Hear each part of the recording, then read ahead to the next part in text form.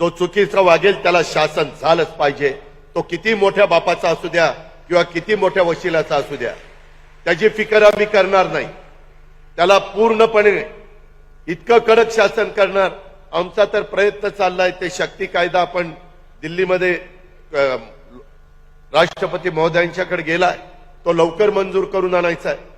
माझ्या तर मनात वैयक्तिक आहे की अशा प्रकारची विकृत माणसं ज्यावेळेस आमच्या आई बहिणीला किंवा आमच्या मुलींच्या अंगावर हात टाकतात, त्यावेळेस यांना पुन्हा अशा काही कायद्याचा बडगा दाखवला पाहिजे की पुन्हा त्यांना तशा प्रकारचा विचार देखील मनात येता कामा नये. त्यांचं माझ्या भाषेत सांगायचं तर काढून टाकलं पाहिजे, परत नाहीच. हे केलंच पाहिजे. इतके नालायक काही काही लोक आहेत.